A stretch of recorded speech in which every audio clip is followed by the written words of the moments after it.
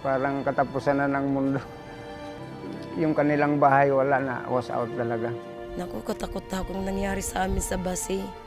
Dahil yung bahay nga namin, sira-sira, wala nang laman kahit konti lang.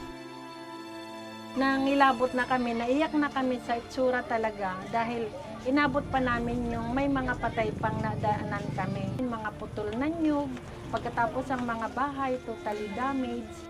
Napaiyak ako. Paano na kami makakabuhay-buhay?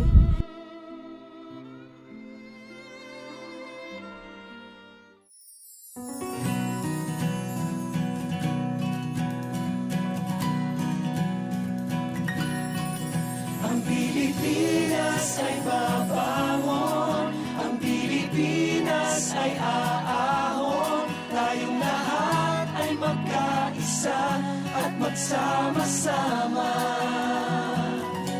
At kahit ano... Nung pagdating ng Saturday, dumating yung regional director ng DOST at sinabi niya na sige, pagtutulong-tulungan natin, makakaahon pa rin tayo, ayusin natin to. Then pagdating ng Monday, nagpunta ako sa munisipyo at nagpunta ako kay Mayor.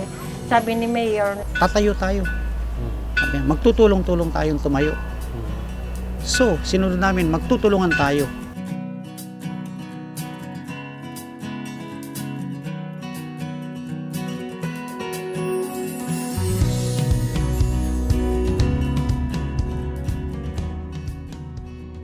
Basically, ang PVI natin is really to help yung MSME, yung micro, small, medium enterprises para to upgrade yung system nila na maging export quality tayo in terms of pagiging supplier o maging subcontractors or maging exporters ourselves para maging globally competitive tayo. Itong Bino de Coco, ito ho yung tuba na pinaprocess natin para ma-upgrade doon sa dati naming tuba dito sa Leyte. So yung tuba namin, so we call it of course Vino de Coco. So it's really an export quality wine. Ang tuba is a centuries old na drink. In-upgrade natin, nagkaroon kami ng tulungan within the PVI members and of course yung Philippine Exporters National through training. Malaking tulong ang naibigay ng Bino de Coco kasi yung farmers may permanentang kumukuha sa kanilang tuba. Malaking tulong yun kasi kung sa kanilang barangay lang, minsan isang linggo, isang container jug lang yung binibili. Dito sa Bino de Coco, araw-araw namin kinukuha yung tuba nila. Simula po nung November 8, wala na silang sinasakang tuba.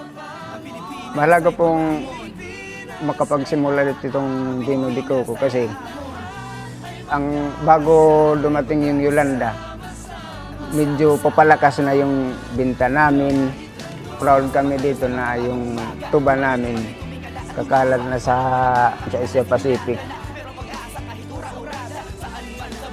ang hanap buhay yun namin ay gumawa ng mga native bags na ginagawa ng mga weavers ng mga farmers. Banig yun na dinadala dito sa amin at kami ang gumagawa ng mga bags.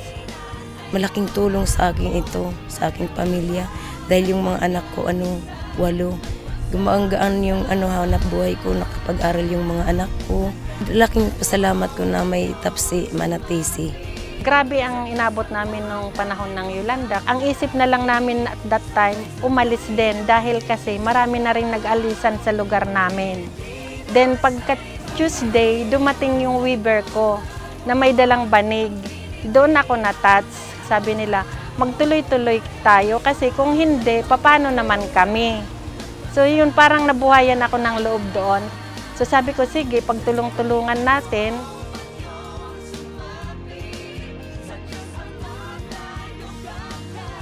Gusto ko long term at hindi pang akin lang. Ang gusto ko is trade fair. Kasi once na nakakuha kami ng orders, tuloy-tuloy na yun. Pare-pareho kami mabubuhay, hindi yung ako lang. Instead of us asking everybody na hingi kami ng dole out, so medyo hindi siya sa tingin namin makakatulong in a long run. Kasi ang maganda talaga is to continue our products kasi kami, we have definitely mga workers, mga indirect namin na mga suppliers din. So lumalabas, para makuha mo yung cycle ng economy sa side namin, if you just buy the products, then meron kaming pagsasweldo tapos yung raw materials. So cycle yan sa paggagawa ng isang produkto. So itong klaseng event ng mga trade fair, malaking tulong yan to showcase our product, at the same time yung tangkilikin ng sarili natin. Yung trade fair na yun, malaking tulong yun sa aming mga tuba farmer. Kasi halimbawa yung kung ano ang kikitain doon, pwede namin ibili yun ng mga seed nuts na tatanim namin ulit. Malaking tulong na niyo ito pag bumili kami sa amin ng banig at saka mga bag. Malaking pasalamat namin sa inyo kung bibili kayo. Tulong lang niyo sa amin. I'm inviting everyone, students, yappies, parents, senior citizens, all walks of life na mayroon po kaming event sa SM Mega Mall, April 2 to 6. Please spread the news to your friends, loved ones, na pumunta ho kayo. Malaki pong tulong sa amin yan sa Eastern Visayas, lalo na kami na nag-struggle kami sa ngayon. But we are still hoping and striving really hard na tuloy itong negosyo natin in spite of the calamity.